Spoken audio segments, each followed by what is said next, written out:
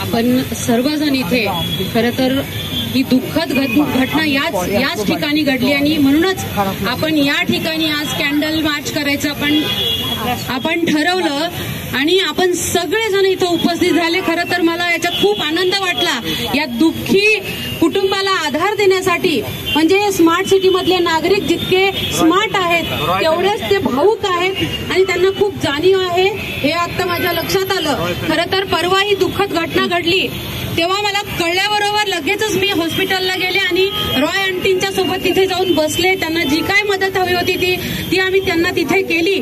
खरं तर मी जेव्हा त्यांना म्हणजे ते मृत पावले हे बघितल्यानंतर मला खूप वाईट वाटलं की मी माझ्या भागाला एक फॅमिली समजते आणि माझ्या फॅमिलीतला एक मेंबर आज इथे मृत्यू पावला हे बघून खरं तर मला खूप रडू कोसळलं। तिथे मी त्यांच्याजवळ तिथे अर्धा तास बसले पण खरंच एवढे समजदार कुटुंब आहे ते मला म्हटले मॅडम तुम्ही जा तुम्हाला खूप कामं असतात तरी सुद्धा मी त्यांच्याजवळ बसले। एवढे समजदार हे लोक आणि त्यांच्यावर अशी ही शोककळा इथे पसरली आणि म्हणूनच हा इनिशिएटिव्ह आम्ही घेतला।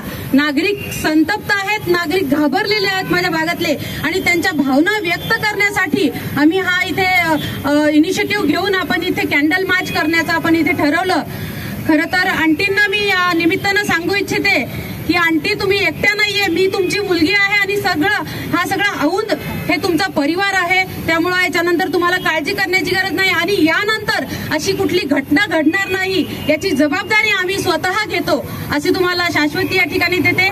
इथे असणाऱ्या सर्व पोलीस आता ऍडव्होकेट साहेबांनी जे भावना व्यक्त केल्या त्या